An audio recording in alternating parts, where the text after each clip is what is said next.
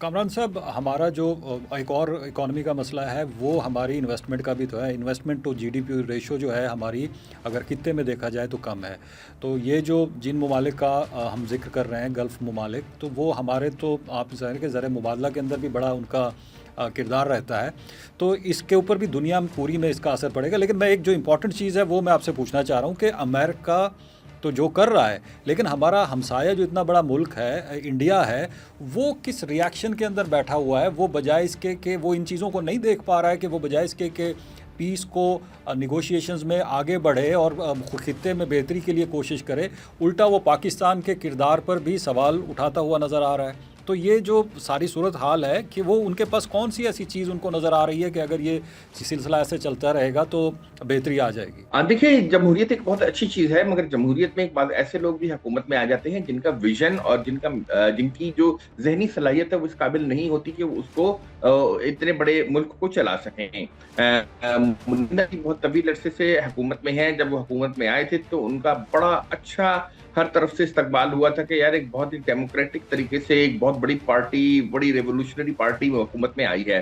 Xi Jinping भी उनके साथ झूला झूलते हुए नज़र आए। बाकी ये सरबराहान मुमलकत ने भी उन्हें बड़े हाथों हाथ दिया, मगर उनका जब ये तीसरा चौथा दौरे हुकूमत शुरू हुआ है तो उस वक़्त ये नज़र आ रहा है कि ये एक कैमोफ्लेज था, एक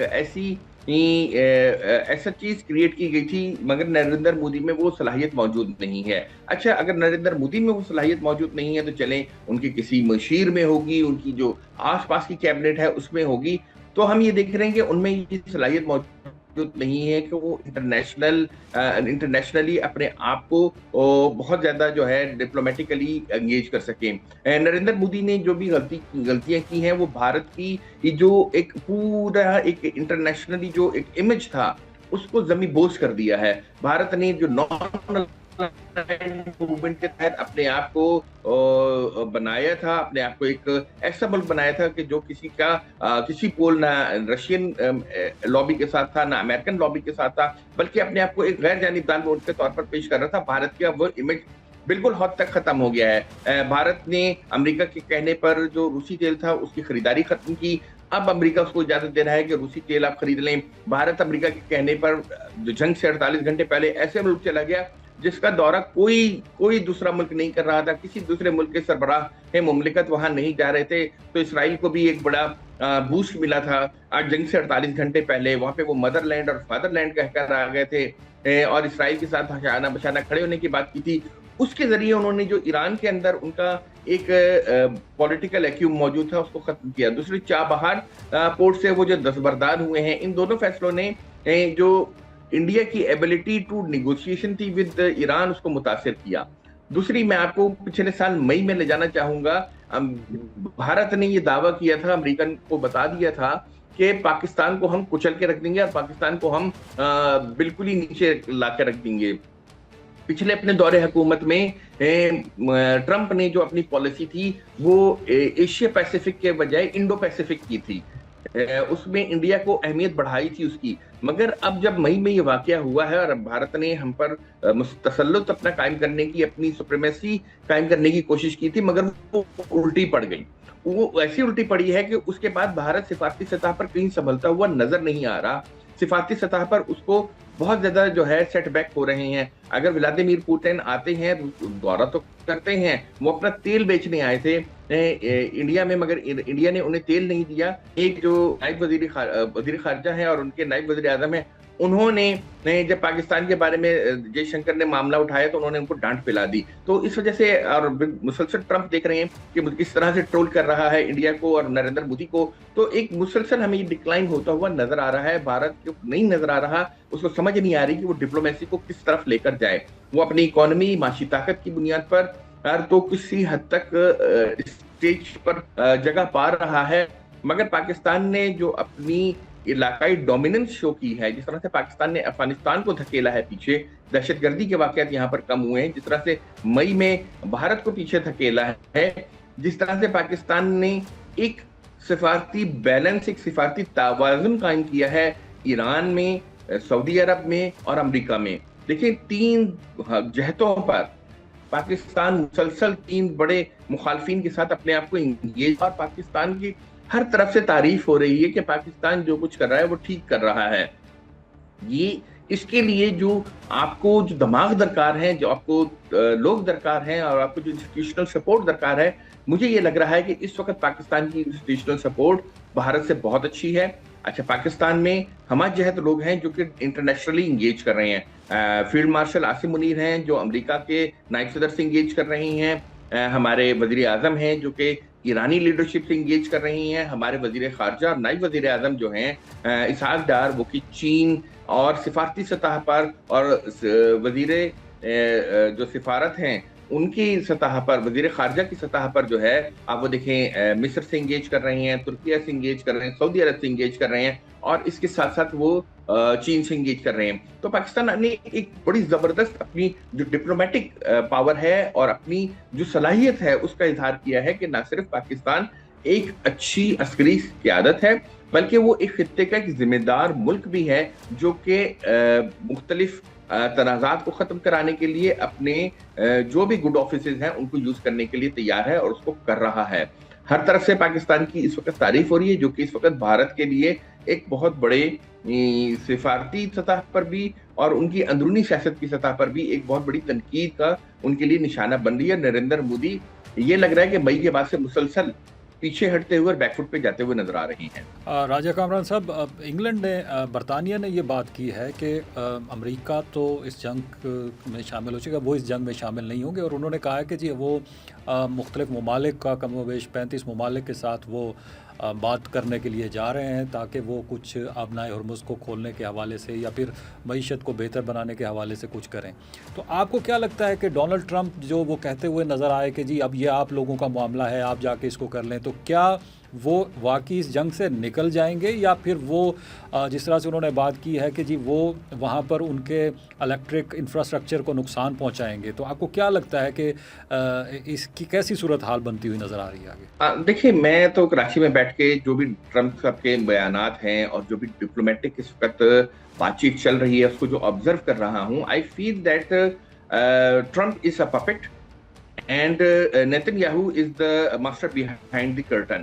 وہ ان کے اسٹرنگز جو ہیں ٹرمپ کے، وہ نیتن یاہو کے ہاتھ میں ہیں. اسی وجہ سے دیکھیں کہ ٹرمپ کبھی ایک بیان دیتے ہیں، پھر اس کا بالکل ہی کانٹرڈکٹری بیان دوسرے دن دیتے ہیں، پھر اس کا تیسرے دن اس کا مخالف بیان دیتے ہیں. تو ان کے بیانات میں کوئی توازن نہیں نظر آ رہا. یہ لگ رہا ہے کہ وہ ایک بریفنگ لیتے ہیں جو کہ جنگ کے ختم کرنے کی حمایت میں ہے، وہ بیان دے دیتے ہیں، پھر جنگ کے بڑھانے کی حمایت میں جو بریفنگ لیتے ہیں وہ بیان دے دیتے ہیں. تو ان کی کوئی ایک ڈپلومیٹک نظر نہیں آ رہی. دوسری دیکھیں، برطانیہ جو ہے وہ اس بات چیت کا جو کہ ایران امریکہ کے ساتھ جاری تھی، ایران کو ڈی نیوکلرائز کرنے کے حوالے سے، اس کا حصہ تھا.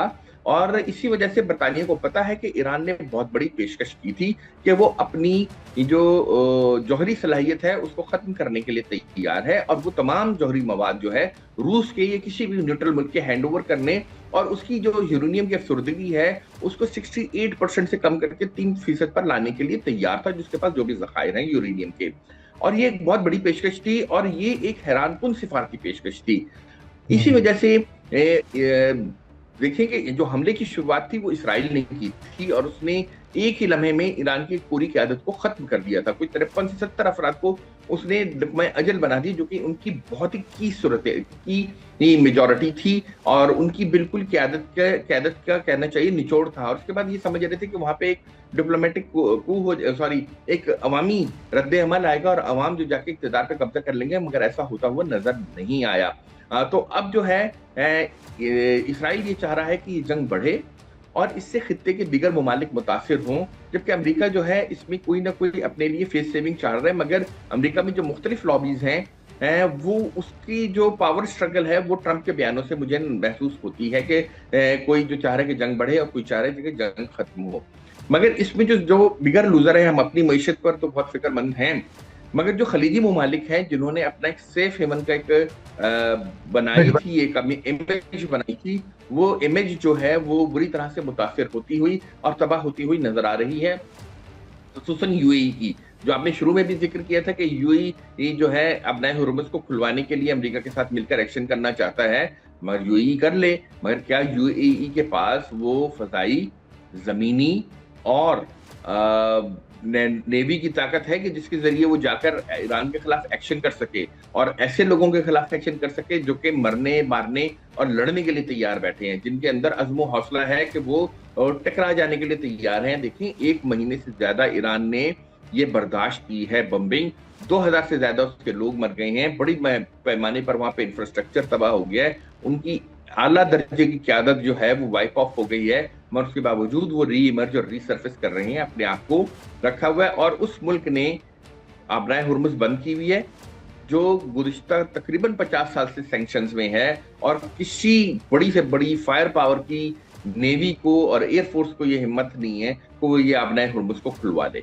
ये जो सारी सूरत हाल बन रही है, आपको क्या लगता है कि पाकिस्तान ने क्या सोच रखा है? क्या आपको लगता है कि अब हम कुछ अपने खित्ते के अंदर कुछ अपनी जो मईशत है उसके नए कोई रास्ते देखने की कोशिश करेंगे, कुछ और कोई ज़राए ढूंढने की कोशिश भी करेंगे? क्या हमें, आपको लगता है कि कोई नई स्ट्रैटेजी, नई चीज़ें बनाई जाएंगी अगर ये हालात बेहतर नहीं होते तो? देखिए जो एवरी क्राइसिस, मेरा ये मानना है कि जितनी तरक्की होती है ना वो जंग के ज़माने में होती है, और जंग और ये हंगामी जो हालात हैं इंसान को नई जहतों पर सोचने के लिए मजबूर करते हैं और नए वसाइल को तलाश करने के लिए मजबूर करते हैं। अभी तक तो हम सब अच्छा था, लो हैंगिंग फ्रूट था, जो आसानी से तेल मिल जाता था, आसानी से ईंधन मिल जाता था, मगर इसके साथ साथ जो डायनेमिक्स है वो चेंज हो रही हैं।